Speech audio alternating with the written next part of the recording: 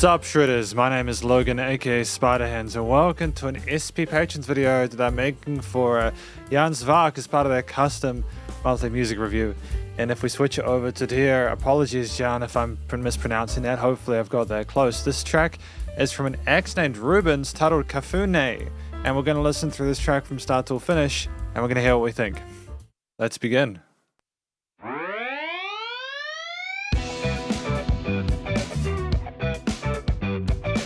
Very loud off the bat.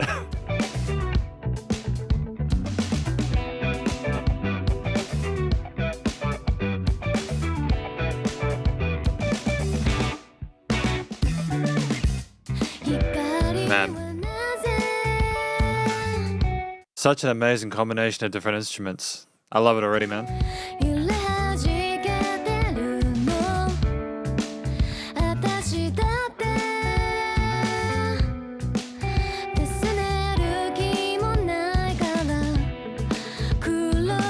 Handing at the guitar is nice.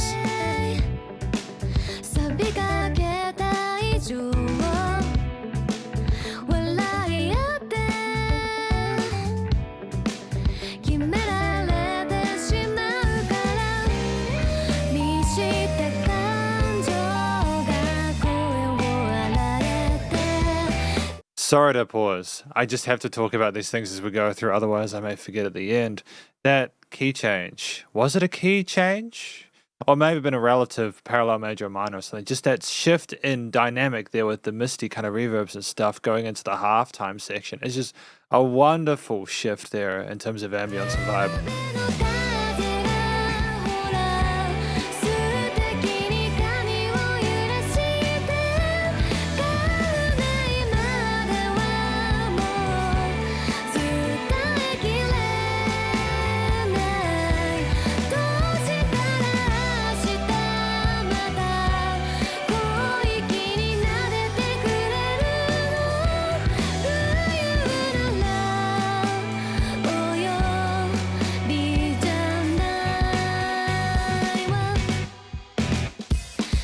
And the production, studio production, is absolutely top-notch. Wonderful living between the instruments. The bass tone in particular is just sensational. It's so full of life and vigor. Things are handled in all the different bands of the Freaky spectrums. It's just wonderful, man.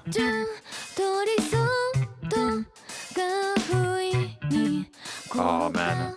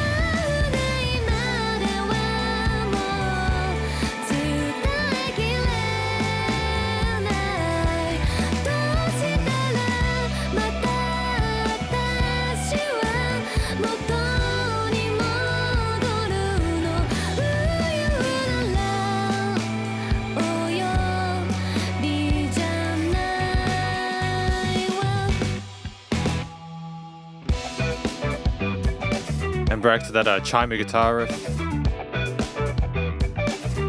Wonderful phrasing.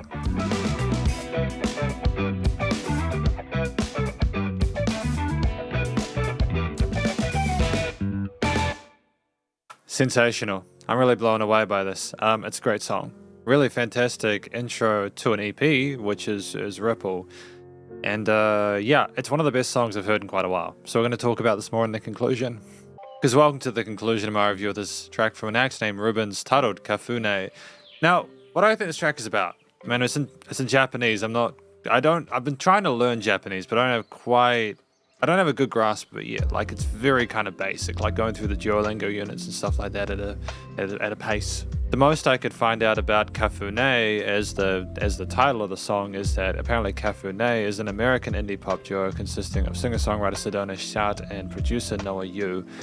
They had some music that went viral, Ticket, and their 2021 debut album, and they were signed to Elektra. So I'm wondering if this track is to do with the band or not. I'm not quite sure. Apparently cafuné is also a designer brand, so that's cool. So there's a few different ways I can interpret cafuné, but I don't have a direct access to the lyrics, which is fine. I don't need them to be able to review a track. I typically try to avoid reviewing lyrics anyways, because storytelling, well, it's very different when it's the text format versus the actual music itself. I understand music a lot better than I understand how to write a story, you know. But the vocals are phenomenal. Sensational singer. Very comfortable with the head and chest voice there. There were some really fantastic movements there with the various melodies within the verse, bridge, and chorus sections. We effortlessly flowed between. The hook line in particular and the chorus was anthemic. It just flew and floated dreamily over everything else in the mix and the arrangement, and it was spectacular. It's a track that I'm going to remember for the rest of it, for probably a while because of that. They did something different where they didn't try to make it too catchy, but just how gorgeous it was in regards to both the texture of the vocals and the note choices made it something that you'd want to remember. And I think that even though there wasn't a particular sense of intensity in regards to expression in a specific, like, I think it's relatively measured. It's still, I know that's trendy, to be fair, you know. And also it's really quite elegant. Maybe we're trying to tap into the elegance of like a designer brand or something like that. I'm not sure. But it was really well done nonetheless. And we were very, very, comfortable and confident with our legatos and stuff like that. It was very well voiced.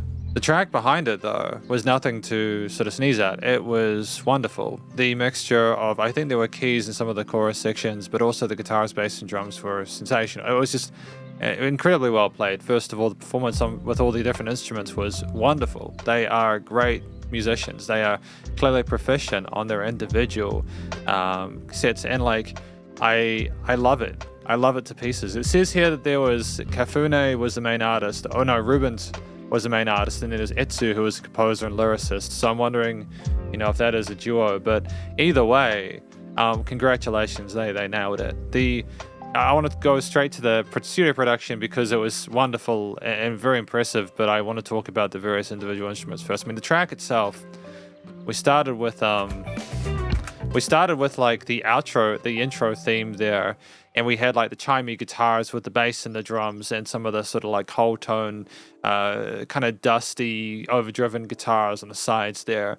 And then we came down a little bit for the vocals to come in the verse. We then had a complete change of pace there, introducing some extended whole legato, sort of whole tonish, howled dreamy reverb and accents in that bridge section there, where we allowed things to sort of slow down and kind of float for a bit.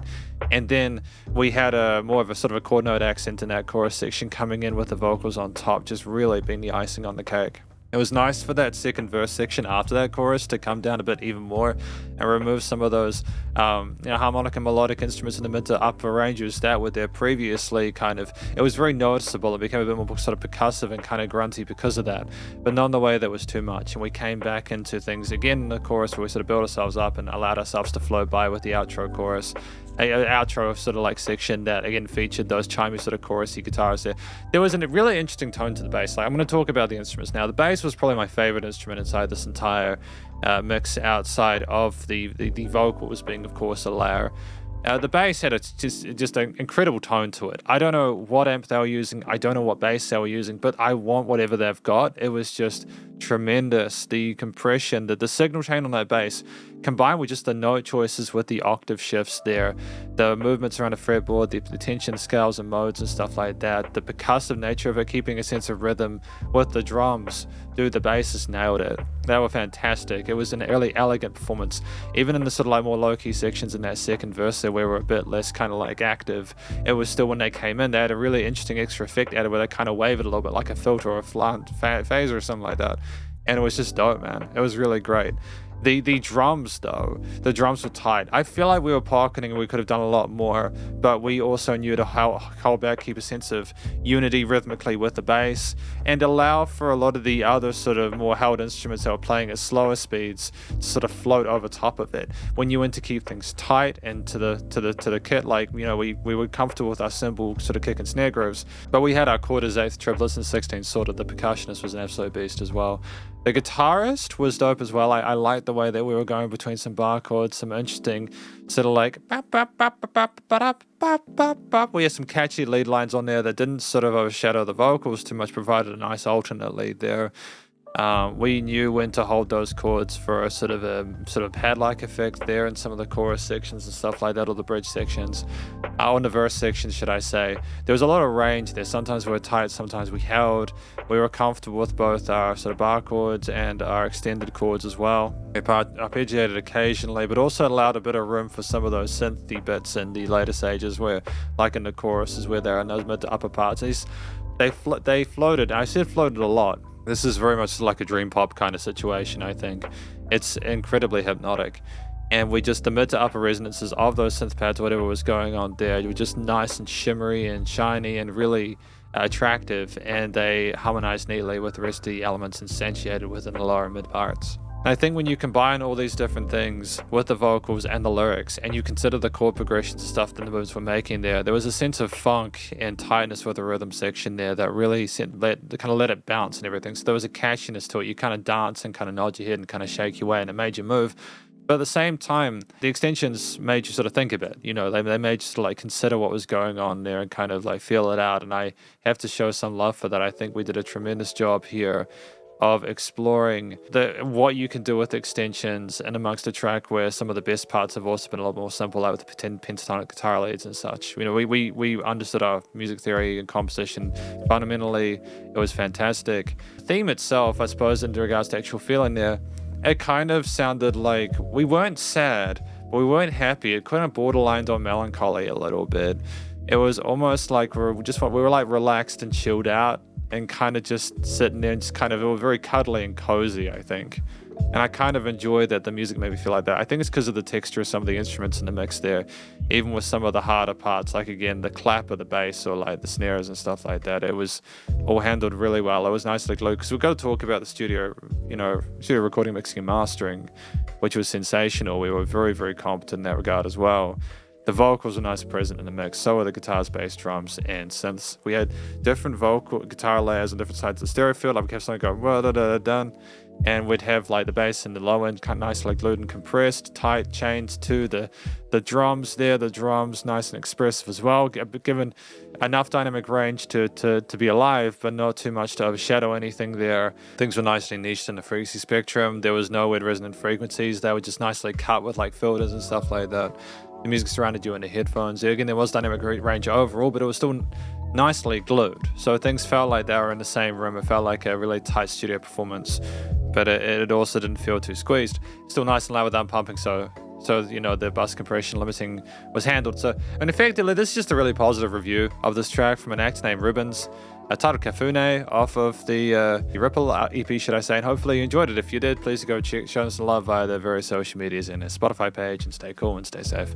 Please remember to support your local musicians and artists at this point in time, as they need the help more than ever with all the crazy stuff going on in the world, and I'll catch you in the next SC Patrons video.